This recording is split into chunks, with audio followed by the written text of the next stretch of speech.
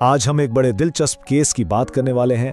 सोचें, अदालत में एक झड़प होती है, उसी वक्त सजा भी हो जाती है, लेकिन फिर एक छोटी सी नहीं बल्कि एक बहुत बड़ी कानूनी गलती की वजह से पूरा का पूरा फैसला ही बदल जाता है। चलें समझते हैं कि डॉक्टर फहीम इकराम बट के केस में आखिर हुआ क्या था। और देखें, इस केस का ड्रामा शुरू ही अदालती फैसले के अपने अल्फाज से होता है। जज साहब ने लिखा कि वो शख्स गज़बनाक और पुरतशद्दुद अंदाज में अदालत के सामने पेश हुए और चीखने लगे। तो यहीं से अंदाजा लगाया जा सकता है कि माहौल कितना गर्म हो गया होगा। अच्छा, तो ये पूरा मामला चला कैसे? एक नज़र इस टाइमलाइन पर डालते हैं। मई 2019 में ये वाकया हुआ और सज़ा भी हो गई। फिर दिसंबर 2020 में पहली अपील खारिज हो गई और आखिरकार नवंबर 2023 में हाई कोर्ट ने अपना आखिरी फैसला सुनाया। तो ये है इस पूरे केस का सफ़र शुरू से आखिर तक। तो सबसे पहले बात करते हैं उस दिन की जब ये सब कुछ शुरू हुआ। 8 मई 2019 हुआ ये कि डॉक्टर फहीम बट अपनी अहलिया की तरफ से पेश हुए, जो इस केस में एक गवाह थे। लेकिन अदालत में आते ही वो बहुत जारहाना हो गए, ऊंची आवाज में चीखना शुरू कर दिया और धमकियां भी दी। और इस झड़प का नतीजा बिल्कुल फौरी। अदालत ने इस मामले को बिल्कुल भी लटकाया नहीं।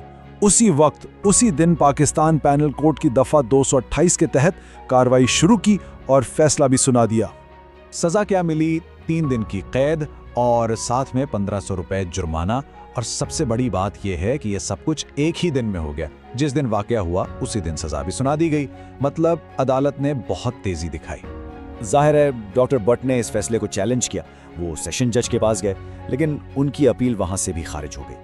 तो अब उनके लिए आखिरी रास्ता हाई कोर्ट का ही बचा था और मामला वहीं पहुंच गया। यहां से असल कानूनी जंग शुरू होती है। जब ये मामला हाई कोर्ट पहुंचा तो डॉक्टर बट की तरफ से जो दलाइल दिए गए, उन्होंने ही इस पूरे केस का पांसा पलटना था। तो हाई कोर्ट में बहस क्या हुई? डॉक्टर बट के वकील का कहना था कि ट्रायल कोर्ट ने बहुत जल्दबाजी की, सही तरीकाकार अपनाया ही नहीं, और तो और जब उन्हें सजा सुनाई गई तब वो अदालत से जा चुके थे, यानी उनकी गैर मौजूदगी में फैसला हुआ। इसके जवाब में सरकारी वकील ने कहा कि भाई कानून यानी सीआरपीसी की दफा 480 अदालत को ये इख्तियार देती है कि वो तौहीन अदालत करने वाले को उसी वक्त वहीं पर सजा दे सकती है। अब यहाँ एक बहुत अहम कानूनी नुक्ता सामने आता है। जब किसी जज के सामने कोर्ट रूम में ही कोई ऐसा जुर्म हो तो कानून जज को क्या ऑप्शंस देता है, यह समझना बहुत जरूरी है। कानून के मुताबिक जज के पास 3 मुमकिन रास्ते होते हैं। चलें इन तीनों ऑप्शंस को समझते हैं। पहला है सेक्शन 480। यह है ऑन द स्पॉट वाला ऑप्शन, यानी उसी वक्त कार्रवाई, लेकिन इसमें सजा की एक हद मुकर्रर है। दूसरा ऑप्शन है सेक्शन 476, यानी एक समरी ट्रायल।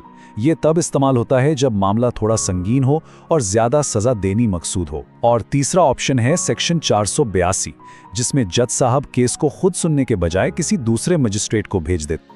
और यही वो पॉइंट है जहां ट्रायल कोर्ट से गलती हुई। यही इस केस का टर्निंग पॉइंट है।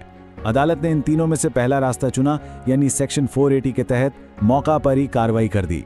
और बस यही वो एक ऐसी गलती कर बैठे जिसने पूरे फैसले की बुनियाद ही हिला दी। अब जरा इन दोनों सेक्शंस में सजा का फर्क देखें। सेक्शन 480 जिसके तहत ट्रायल कोर्ट ने कार्रवाई की, इसमें ज्यादा से ज्यादा जुर्माना सिर्फ और सिर्फ 200 रुपए हो सकता है, और कैद भी तभी हो सकती है जब कोई ये जुर्माना भी अदा ना करे। जबकि सेक्शन 476 में जुर्माना 1000 रुपए तक और कैद 3 महीने तक हो सकती है। फर्क बिल्कुल साफ है। तो ट्रायल कोर्ट ने जुर्माना कितना लगाया था? 1500 रुपए। जबकि कानून क्या कहता है कि जिस सेक्शन 480 के तहत उन्होंने कार्रवाई की, उसमें वो ज्यादा से ज्यादा सिर्फ 200 रुपए जुर्माना लगा सकते थे। तो यहां पर हुआ क्या? 1500 रुपए जुर्माना और 3 दिन कैद। ये सजा देकर ट्रायल कोर्ट ने सीधा सीधा अपने कानूनी दायरा इख्तियार से तजावुज किया। उन्होंने रास्ता तो 200 रुपए वाला चुना, लेकिन सजा 1500 रुपए वाली दे दी। ये एक बुनियादी कानूनी गलती थी जिसे फेटल एरर कहते हैं, और इसे नजरअंदाज नहीं किया जा सकता था। तो फिर इस एक गलती का अंजाम क्या हुआ?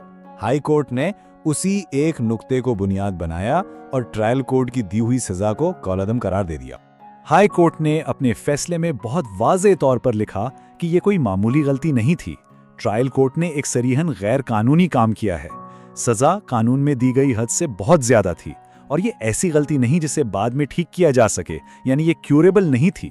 इसी बुनियाद पर ट्रायल कोर्ट व सेशन कोर्ट दोनों के फैसले मनसूख कर दिए गए। तो इस पूरे केस से हमें क्या समझ आता है? यही कि कानून में जो तरीक़ेकार, जो प्रोसीजर दिया गया है, वो कोई मामूली चीज़ या सिर्फ खाना पूरी नहीं है। वो इंसाफ के पूरे निज़ाम की बुनियाद है। अगर बुनियाद ही गलत हो तो उस पर खड़ी इमारत भी गिर जाती है। और आखिर में एक सवाल सबके लिए कि कानूनी तरीक़ेकार की ये जो अहमियत है, ये कैसे यकीनी बनाती है कि इंसाफ का तराजू किसी के लिए भी ना झुके और सबको बराबर इंसाफ मिले। इस पर ज़रूर सोचिएगा। Legal Bridge LLP, your bridge to justice. Protecting your future every legal step of the way. Contact us today.